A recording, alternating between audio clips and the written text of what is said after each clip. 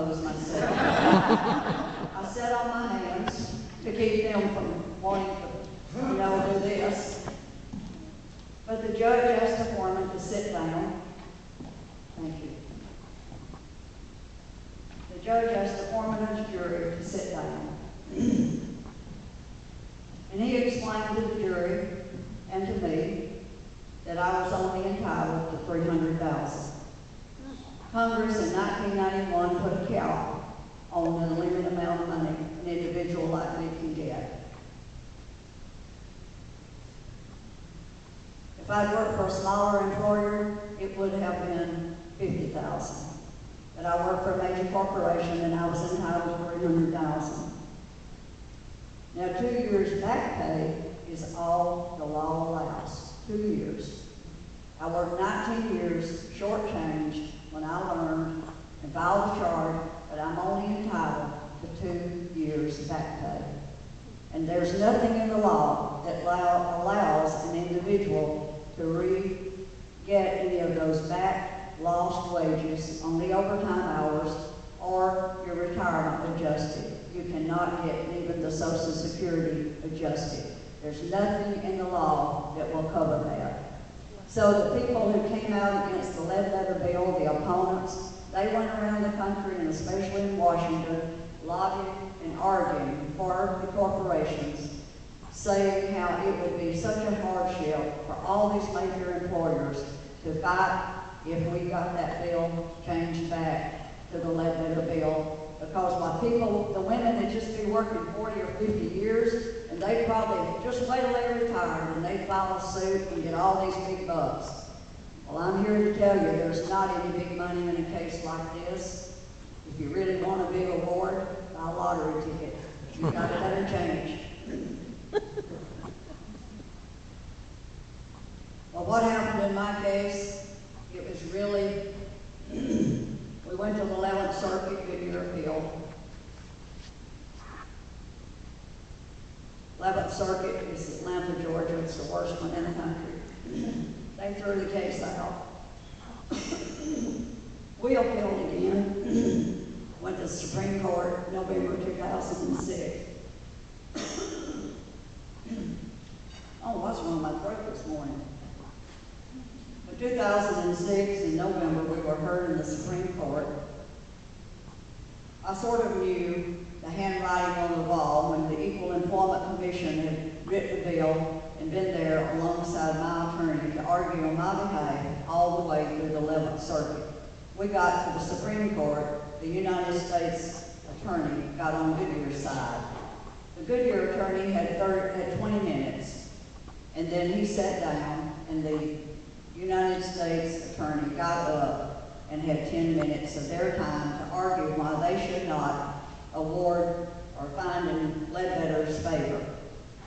Because they were talking about people would just come out of the woodwork 70 years back. Well, it might even be a relative that would file a suit. But you have to file your suit within 180 days of having still received a check. So I don't think anybody 70 years down the road would still be getting a check. But they was arguing to scare the public to try to keep the Congress from passing this bill. The Ledbetter bill is exactly what it was prior to the ruling in my case, except for the name. Now remember, I filed this charge in 1998. 2007, May, was the verdict. 5-4. No, in favor of Goodyear. January of 2009, the law was put back to exactly where it was prior to the ruling in the Ledbetter case. That's 11 years. To get equal pay for equal work. After the Supreme Court case, Goodyear sent me a bill for $3,165 printing costs. I never saw the bill. The Birmingham attorney sent a copy to the media. The Washington attorney sent it to a law school, and they started inquiring for additional proof that the printing costs really existed. I never saw the bill. I've never heard from it since. But the media immediately, once the verdict came out, hit with all power they had. And I'm proud to say that I've never had, I don't think, a bad media interview or story. It's been favorable, and what I like is not for me, because I'll never get a dime. I will never see any monetary gain from this unless my book sells. It comes out next year. But the problem is, this is your story. It's every household in this country.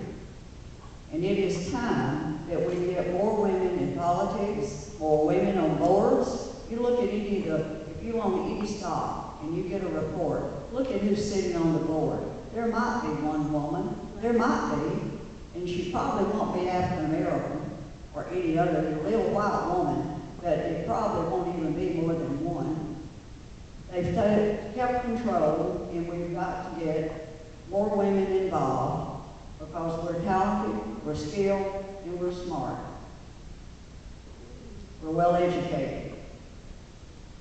But this has opened up a lot of doors for me, and I want to do what I can for the people that's out there working today to help them in their careers. Equal pay law went on the books in 1963, Title VII in 1964, and in 2008 I toured the country and lobbied in Washington for equal pay. Something is wrong in this country to be doing that. I've talked to families, I've talked to people in airports, how they've suffered and how they've been held back. One of the stories is the lady who worked for an investment firm that I met in an airport. She had just retired. She retired making $85,000 and made it for the last 10 years. But she made $30,000 as a receptionist secretary for an investment firm. They needed 2 men to help them back when the interest rates were really high and a lot of people was investing and the business was booming. But they couldn't find them, so they said, well, she knows how to run the office, we'll just promote her. So they moved her up to being an investment person, whatever the title. Paid her 85 instead of 30. 10 years later, she retired, making 85. But in the meantime, they hired 2 men, started them out at 125. And I'm sure they got raises along the 10 years because most employers say, well, that guy's got a family. I have to pay him more. That's not true today. The women have families too, and did back then. Nothing against you fellas, because it helps you too. And what I've enjoyed about campaigning for equal pay, the men did it. They did in Denver last year when I spoke at the Democratic Convention. The men in the front that I could see was going, yes, yes, we've got to get it, we've got to get it. And the women were crying, and I was just pouring up the speaking system. But that was quite an honor to have that kind of reception and know that people understand. In my hometown, where it's a small college town, a lot of the retired professors have written letters and speak out in support of the Ledbetter bill because you see they've got daughters, they've got daughter-in-laws, and their wives were shortchanged back when they worked. Now, Justice Alito wrote the opinion for those guys who voted against the Ledbetter bill, or the Ledbetter case. He said that we women should know within the first 6 months when our pay is set or a raise is given whether or not we're being discriminated against and file our charge within 180 days. Well, for most of you, that would be when you hire in on a new job, they set your pay that day. And every raise you get will be based on that. And if you start out behind, you can never catch up. You put you down a little math problem and work it through, you can never catch up. You can even get a higher percentage raise later than the men, and you still can't catch up because you've got to stay competitive and in there. But in my case, Goodyear was such a large facility, I did not even know where all the restrooms were in 6 months because they were over a big acreage. It was 4,200 people in 5 divisions when I hired in Gadsden.